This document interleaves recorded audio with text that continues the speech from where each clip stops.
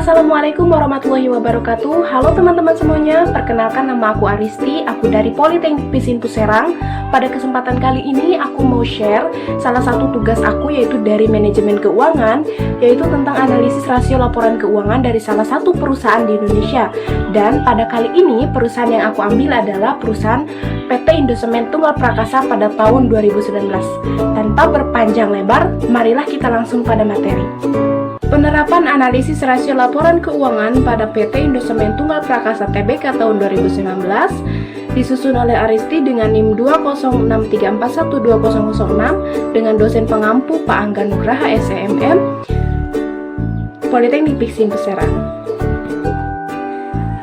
Materi yang akan kita bahas untuk pertama kalinya adalah tentang pengertian rasio laporan keuangan. Secara umum atau secara permudahnya, jadi rasio laporan keuangan itu adalah salah satu cara atau alat yang dapat kita gunakan untuk membandingkan dari satu akun dengan akun lainnya di laporan keuangan, dan hasil yang didapatnya itu dapat kita gunakan untuk menjelaskan atau menggambarkan apa nilai yang sedang kita cari ini. Jadi secara mudahnya seperti itu teman-teman. Kemudian materi yang selanjutnya ialah mengenai kegunaan atau manfaat dari rasio laporan keuangan. Saya mengambil 3. Di sini yang pertama adalah untuk manajer, kemudian yang kedua untuk analisis kredit, dan yang ketiga adalah untuk analisis saham.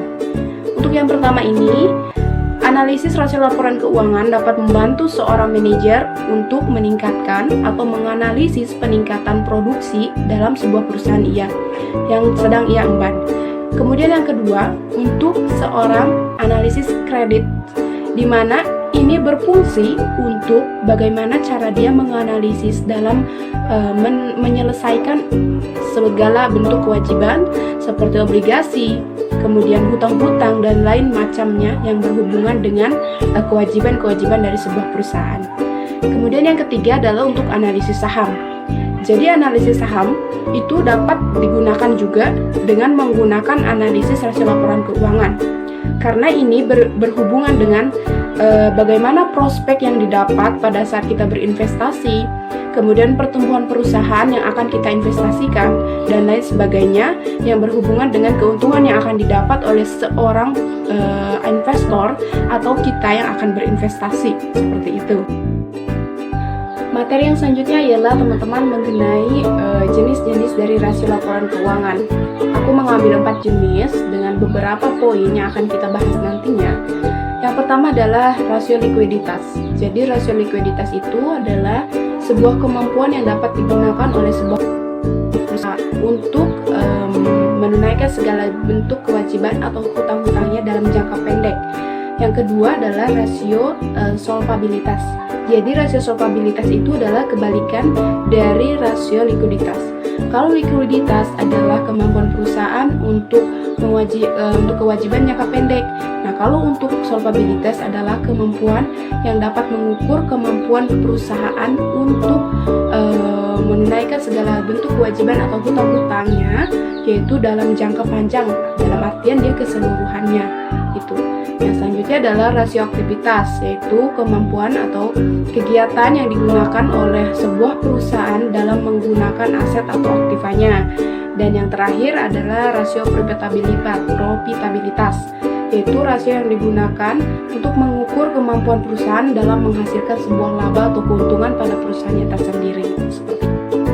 Baik, yang selanjutnya teman-teman, kita akan membahas mengenai profil dari PT Indosemen.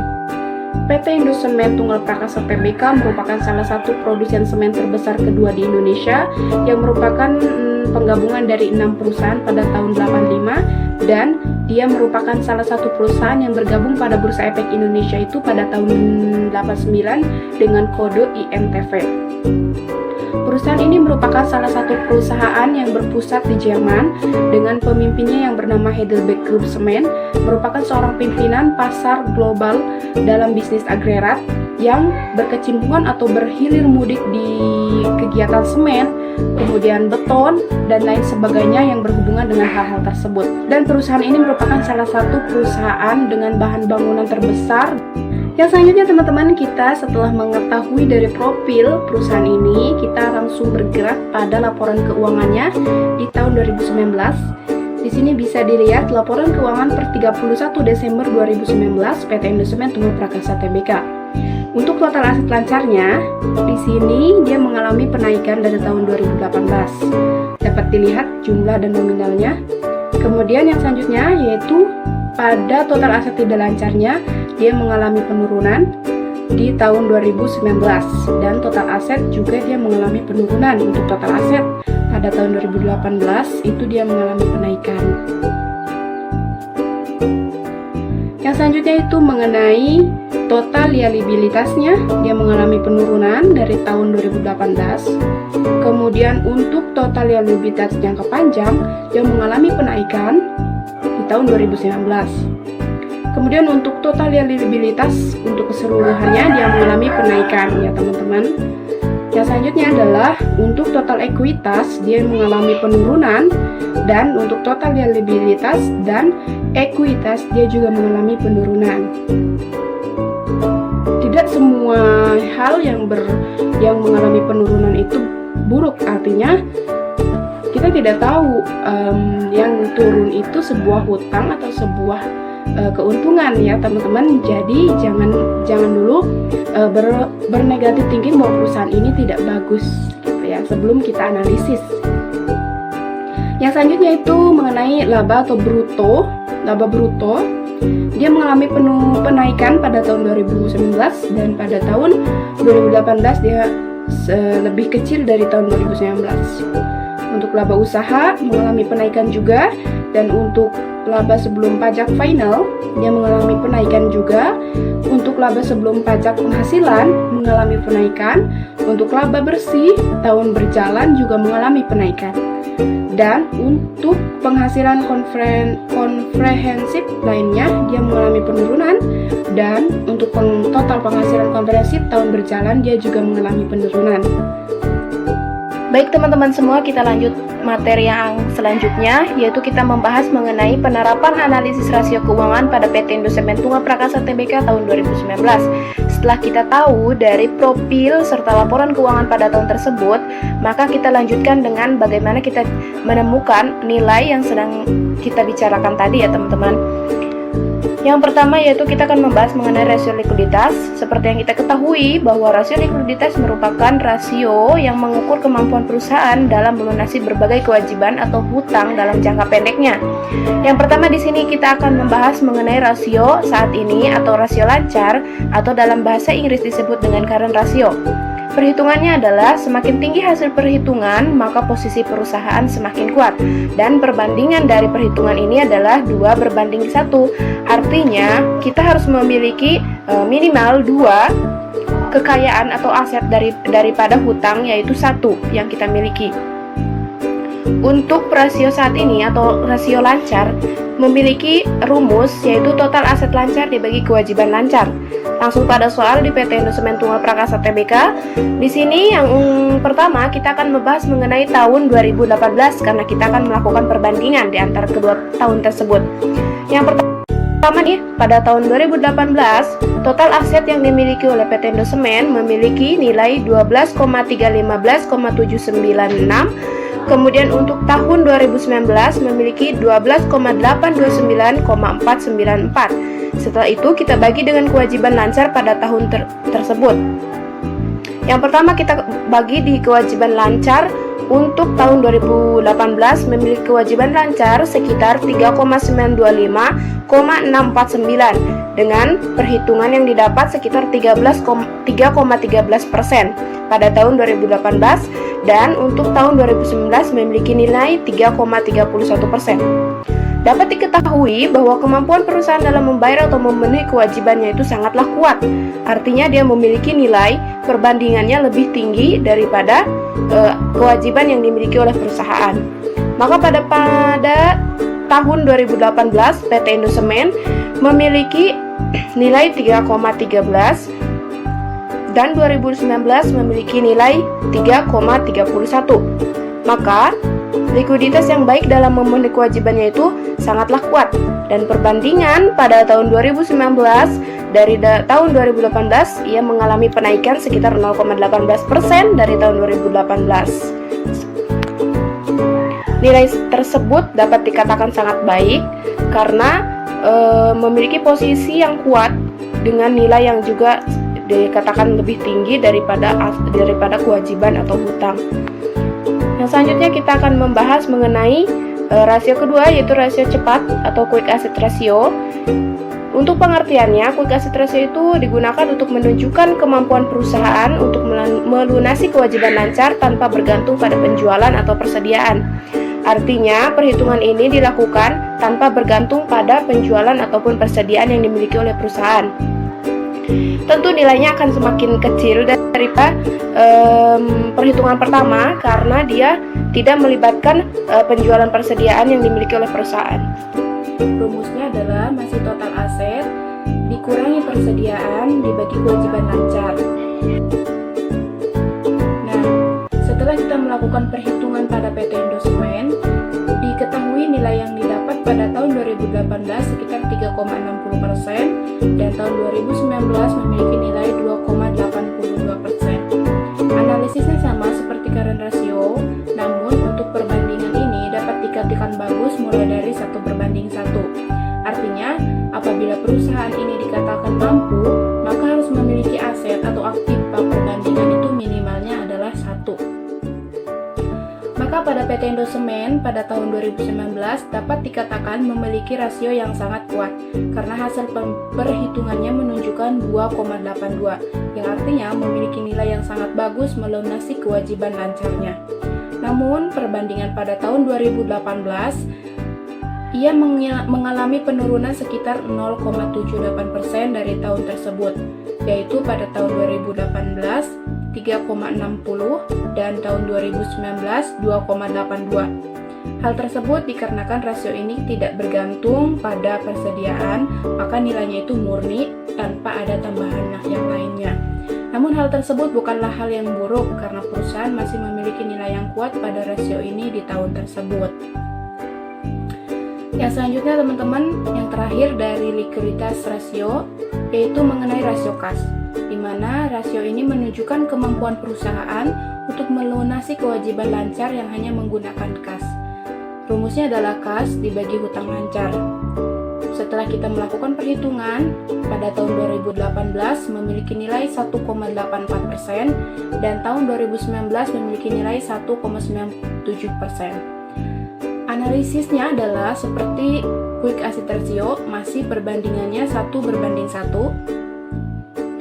Kemudian pada tahun 2019 dikatakan memiliki rasio yang kuat juga karena hasil perhitungannya menunjukkan 1,97%, yang artinya memiliki nilai cukup dalam melunasi kewajiban lancarnya. Perbandingan pada tahun 2018 dan 2019 mengalami penaikan sekitar 0,13%. Hal tersebut bukanlah hal yang buruk karena perusahaan masih memiliki keuntungan pada rasio kas pada tahun 2019.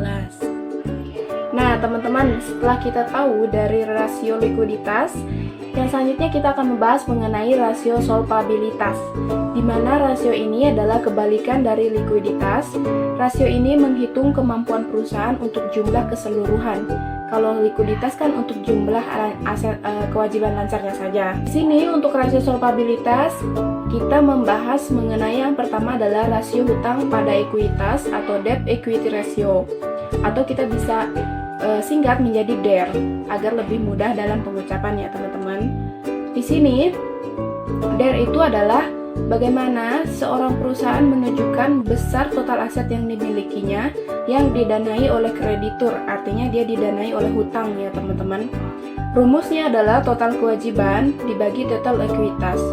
Dan setelah kita melakukan perhitungan, nilai yang didapat pada tahun 2018 itu sekitar 0,19%, dan untuk tahun 2019 itu 0,20%. Berdasarkan perolehan nilai dari data di atas, PT Indosemen Tunggal Prakasa Tbk tahun 2019 diketahui 0,9, tahun 2018 diketahui 0,19% aset perusahaan yang diperoleh dari hutang. Nilai tersebut dapat dikatakan sangat bagus karena apabila perusahaan memiliki DER yang tinggi, maka resiko perusahaan juga akan semakin tinggi. Namun, pada PT Indosemen terhitung memiliki DER kecil, dan semakin kecil DER yang dimiliki perusahaan, artinya perusahaan memiliki intensitas hutang yang kecil juga. Perbandingannya pada tahun 2018 sampai 2019 adalah memiliki peningkatan nilai dari perusahaan yang didanai oleh hutang yaitu 0,1%, artinya dia naik sekitar 0,1% dari tahun 2018. Tetapi aset yang dibiayainya itu masih bisa dikatakan diatasi oleh seorang perusahaan itu karena nilainya juga lumayan rendah. Kedua dari rasio solvabilitas adalah kita akan menghitung rasio hutang pada aset atau kita bisa singkat jadi DAR. Mengukur seberapa besar aset perusahaan dapat menanggung hutang yang dimiliki. Semakin tinggi maka semakin beresiko. Rumusnya adalah total kewajiban atau total hutang dibagi total aset. Dapat diketahui setelah melakukan perhitungan pada PT Indosemen memiliki nilai yang seri yaitu 0,16% pada tahun 2018 dan 2019. Nilai tersebut dapat dikatakan sangat bagus karena apabila perusahaan memiliki nilai DAR yang rendah, maka semakin sedikit juga penanggungan hutangnya. Perbandingan antara kedua tahun memiliki nilai yang sama, artinya nilai tersebut tidak menunjukkan peningkatan pada perusahaan dan beban kewajiban dari tahun ke tahun tetap stagnan dalam keadaan 0,16%. Selanjutnya, setelah kita membahas mengenai rasio solvabilitas, kita akan membahas mengenai rasio aktivitas, di mana rasio aktivitas itu merupakan kemampuan suatu perusahaan dalam menggunakan aset atau aktivanya. Di sini kita membahas mengenai rasio perputaran total aset, atau dalam bahasa Inggris total asset turnover ratio, atau kita bisa singkat menjadi TATO. Kemampuan perusahaan dalam menghasilkan penjualan dari total aset. Rumusnya adalah penjualan dibagi rata-rata total aset. Nah, dalam perhitungannya itu kita harus tahu dulu rata-rata total aset dari PT Indosemen. Bagaimana cara mengambil rata-rata total aset? Maka kita harus menambahkan total aset pada 2018 ditambah total aset pada 2019 kemudian dibagi 2. Sehingga nilai yang diperolehnya itu kita masukkan dan bagi dengan penjualan. Dan nilai yang didapat pada PT Indosemen pada tahun 2018 adalah 0,54%, tahun 2019 0,57%. Diketahui bahwa perbandingan yang digunakan dalam TATO memiliki perbedaan, bergantung pada tipe perusahaan yang sedang kita teliti. Misalkan pada PT Indosemen ini merupakan tipe perusahaan manufaktur yang mana memproduksi dari bahan mentah dengan skala yang cukup besar. Maka perbandingan yang diwajibkan dalam perusahaan manufaktur adalah 1:1. Artinya kita harus memiliki minimal 1 aset untuk membayar 1 kewajiban atau hutang. Berdasarkan nilai perhitungan, tahun 2019 memiliki tahun 2018 dan 2019 perusahaan ini menempatkan dananya dalam bentuk aset yang jumlahnya banyak, juga mengalami penaikan dari tahun 2018 sekitar 0,3% dan memiliki peluang profitabilitas yang tinggi. Karena apabila nilainya lebih dari 1:1, maka dapat dikatakan bahwa perusahaan menggunakan lebih sedikit aset atau asetnya sudah expired atau usang. Jadi di sini kan dia memiliki nilai di bawah 1, 0,54 dan 0,57. Artinya ini adalah sesuatu yang bukan berbahaya untuk perusahaan karena memiliki hutang di bawah dari 1. Jadi perusahaan masih bisa mengatasi. Yang selanjutnya adalah teman-teman, kita akan membahas mengenai rasio profitabilitas, di mana rasio ini adalah mengukur kemampuan perusahaan dalam menghasilkan laba atau keuntungan. Di sini yang pertama kita akan membahas mengenai ROE atau Return of Equity, yang dimana di sini dia memiliki rumus laba bersih dibagi total ekuitas. Setelah kita melakukan perhitungan, pada tahun 2018 dia memiliki nilai 49,34% dan pada tahun 2019 dia memiliki nilai 79,51%. Perolehan dari PT Indosemen Tunggal Prakasa Tbk tahun 2019 memiliki nilai 79,51%, artinya mampu menghasilkan hampir 5 kali lipat dari laba ekuitasnya. ROE yang baik itu kan minimalnya 15%. Nah, artinya PT Indosemen Tunggal Prakasa tahun 2019 mampu menghasilkan laba dari ekuitas itu sekitar 5 kali lipat lebih dari minimal pencapaian. Pada tahun tersebut, perbandingan dari tahun 2018 mampu meningkatkan laba dari ekuitas sebanyak 30,17%, dan ini merupakan salah satu jumlah peningkatan yang sangat baik dari sebuah ekuitas ya teman-teman. Yang kedua adalah mengenai ROA atau rasio pengembalian aset. Rasio ini digunakan untuk menilai persentase laba dengan semua aktiva atau aset yang dimilikinya. Rumusnya adalah laba bersih dibagi total aset. Setelah kita melakukan perhitungan pada PT Indosemen, pada tahun 2018 dia memiliki nilai 41,23%, pada tahun 2019 dia memiliki perhitungan 6,23%. Perolehan dari data tersebut menunjukkan bahwa tahun 2019 memiliki nilai yang lumayan besar, artinya tahun ini bisa dikatakan memiliki profit yang sangat sehat. Jika kinerja perusahaan dalam aset atau aktivanya baik, maka ROA laba yang dihasilkan akan baik pula. Sedangkan perbandingan atas meningkatkan hasil laba dari tahun 2018 ke 2019 sekitar 25%. Di samping itu juga, hal yang menjadi cakupan atau hal yang menjadi tanggungan bagaimana nilai ROA dari sebuah perusahaan itu baik adalah dengan melihat standar perbandingan dari tahun ke tahun yang semakin meningkat. Artinya pada tahun tersebut, ROA dari perusahaan PT Indosemen ini memiliki peningkatan yang cukup luar biasa, meningkat sekitar 25%, yang artinya peningkatan ini dikatakan sangat bagus dan besar sekali.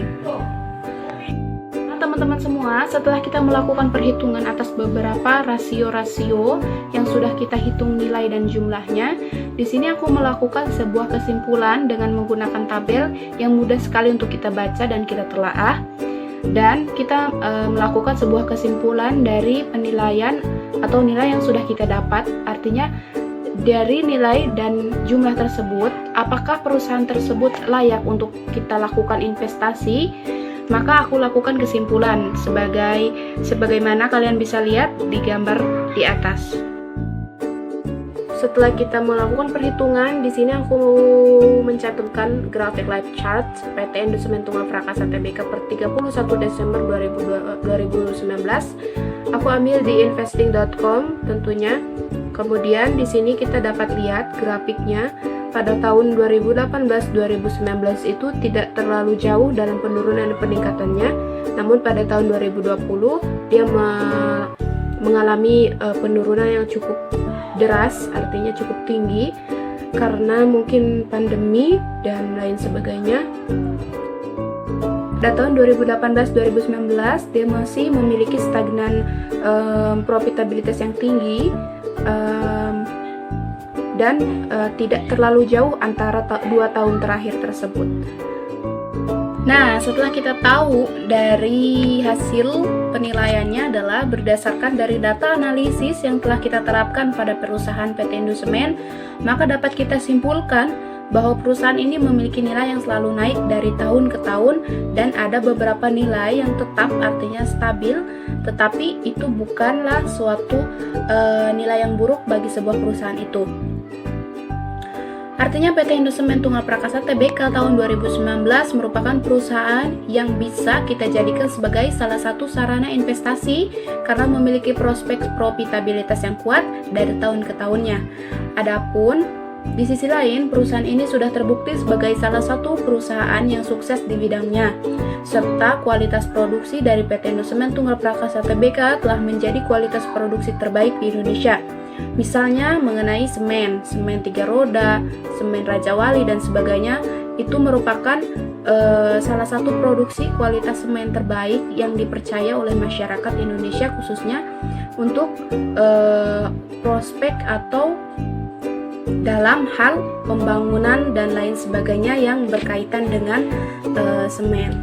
Terima kasih, mungkin itu yang dapat saya presentasikan. Mohon maaf apabila ada kata dan tutur kata yang salah. Wabillahi taufiq wal hidayah. Wassalamualaikum warahmatullahi wabarakatuh.